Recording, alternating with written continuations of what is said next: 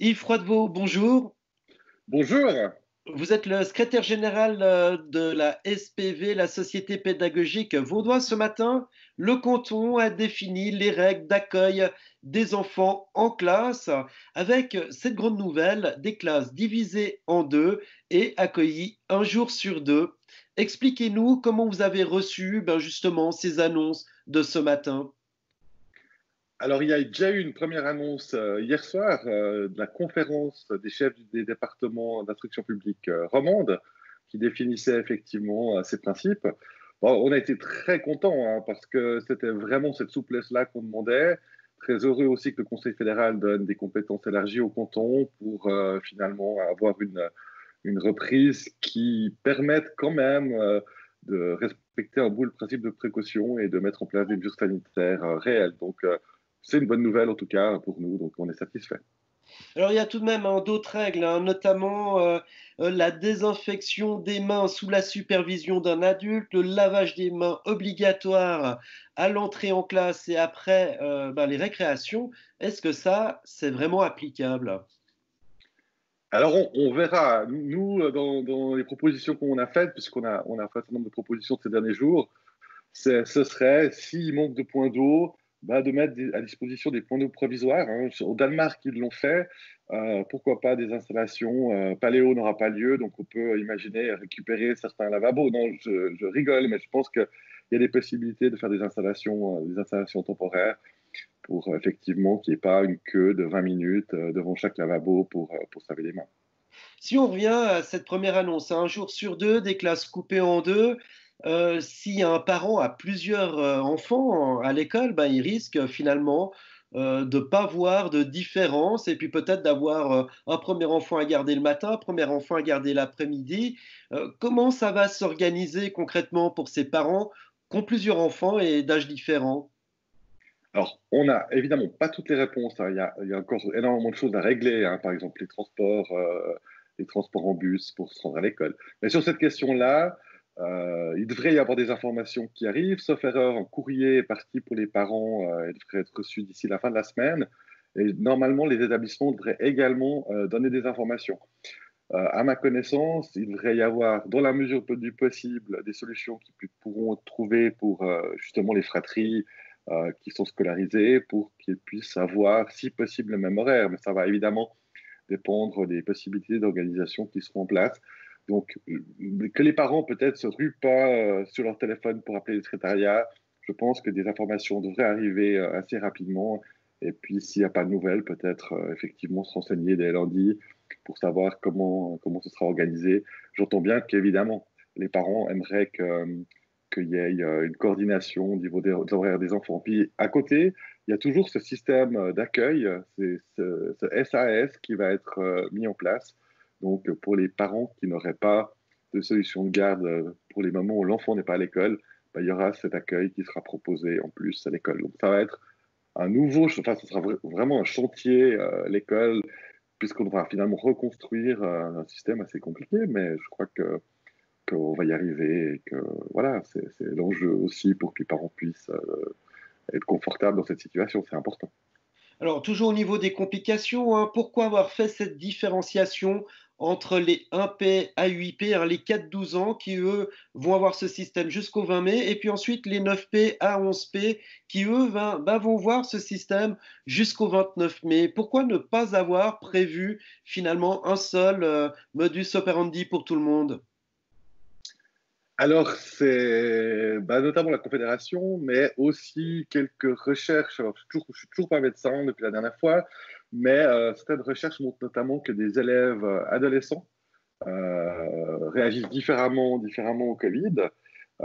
Donc, le risque pourrait être plus important par rapport à des élèves plus grands. Il n'y a pas d'âge, ce que j'ai entendu, tout à fait fixé, mais à l'adolescence, effectivement, le corps peut réagir différemment. Donc, des mesures différentes, je pense qu'un principe de précaution un peu différent doit être mis en place pour ces élèves-là. C'est aussi pour ça que les gymnases, ça va être aussi traité un peu de manière différente. Alors ensuite, il y a encore la distance sociale qui doit être appliquée, 2 mètres entre les adultes et les enfants. Alors, comment vont faire les instituteurs dans les cours d'école, par exemple, s'il y a une bagarre générale ou s'il faut simplement séparer des élèves ou les prendre à part?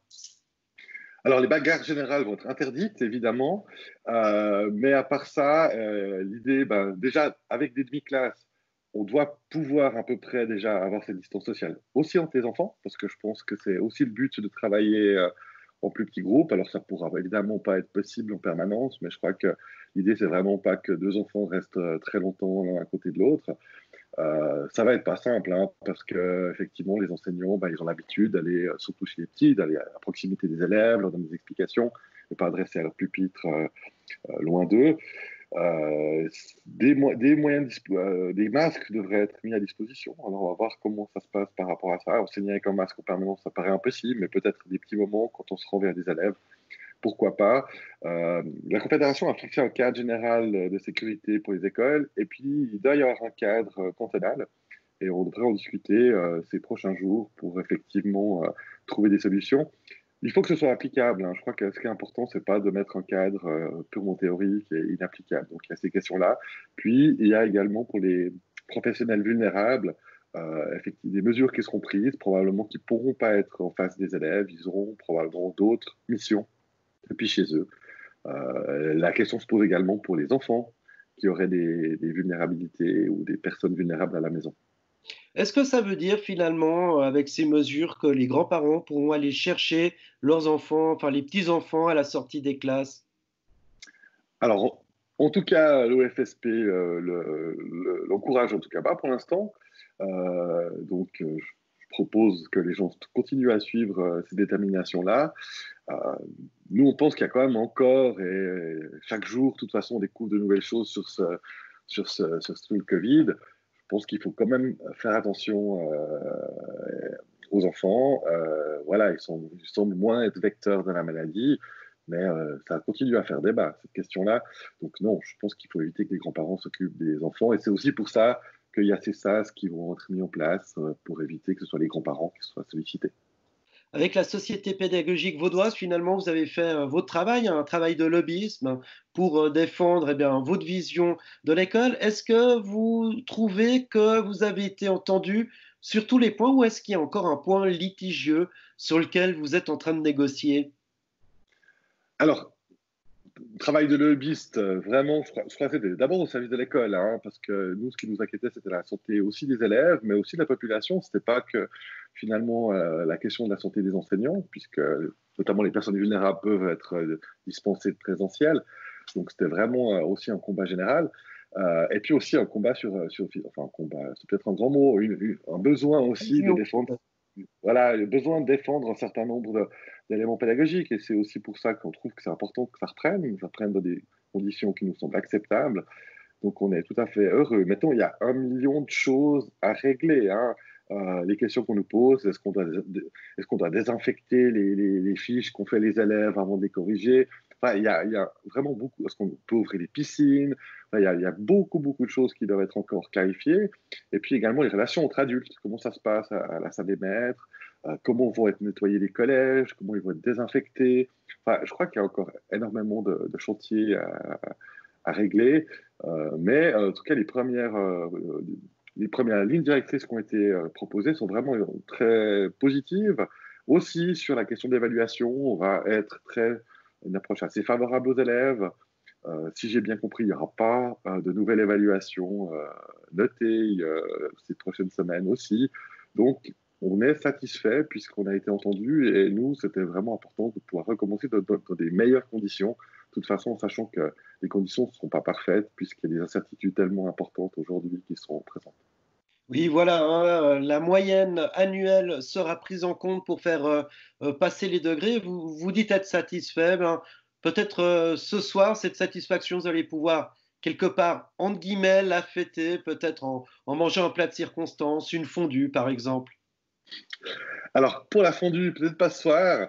Non, mais je pense qu'il n'y a pas pour l'instant, il n'y a pas de fête à avoir, hein. Je crois que notre volonté, c'est que ça se passe bien. Et puis, c'est une étape, hein. Il y en aura d'autres. On pense que la situation va rester compliquée, qu'il y aura beaucoup de questions à régler. Donc voilà, il faut rester attentif. Et puis la fête, bah, on la fera quand quand on aura passé cette période, et puis on ira manger une fondue à beaucoup. Mais voilà, c'est un peu tôt encore pour l'instant pour fêter quoi que ce soit. C'est une étape. Voilà.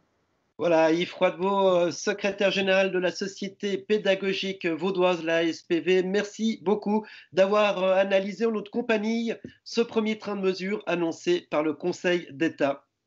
Merci Florian, prenez soin de vous.